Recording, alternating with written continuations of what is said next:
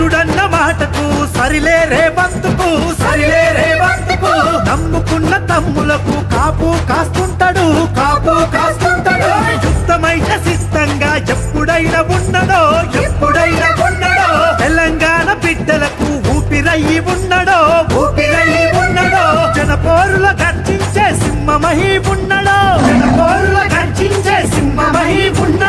కథం తొట్టి కాంగ్రెస్ ను గెలిపిస్తానన్నడో అందుకే రేవంతో యుద్ధమే నీ బంతో అన్నా రేవంతో యుద్ధమే నీ బంతో ఈ అడుగులు అడుగులేసి నడిచదమా బంతో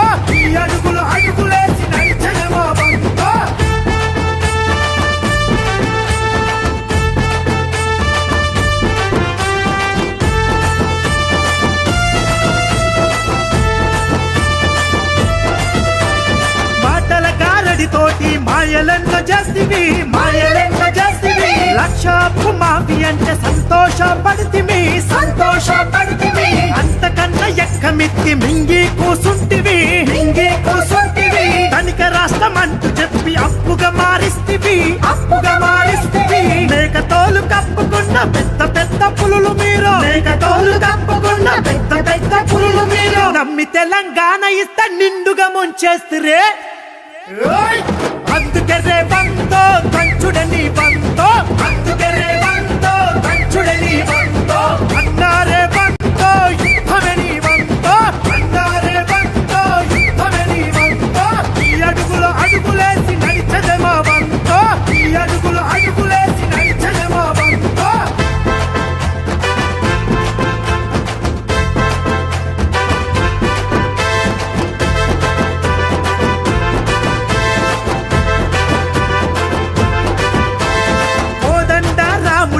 అడవి పాలు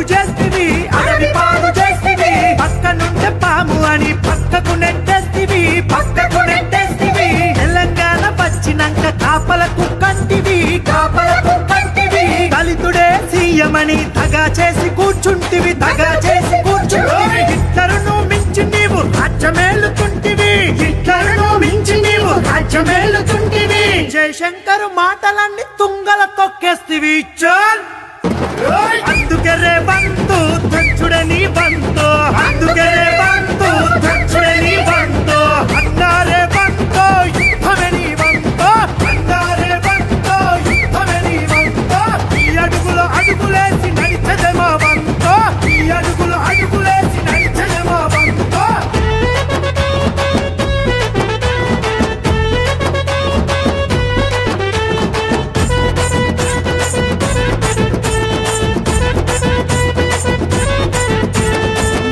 ధర్మం లేదు కబ్జాలు కంచెలు ప్రశ్నించే గొంతుకు చెరసాలెందుకు విద్య ఆరోగ్యశ్రీ నిద్రపోయిందిరా కేజీ నుండి పీజీ లేదు పట్ట పొంది పరేషాను డిగ్రీలు చదివివాడు దిక్కులు చూస్తున్నాడు బల్రకాయమంటే గుండె పగిలి సచ్చిండు చోల్ అందుకే రేవంతు తరుముడని వంతో అన్నా రేవంతో యుద్ధమే నీ బంతో ఈ అడుగులు అడుగులేసి నడిచదమా బంతో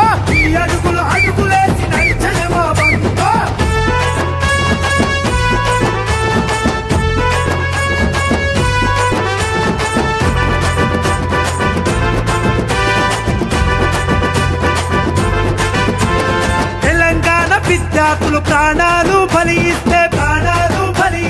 సోనియమ్మ చూడలేక తెలంగాణ మనకిస్తే వాటిని కలిపేస్తానని కాళ్ళు పట్టుకుంటివి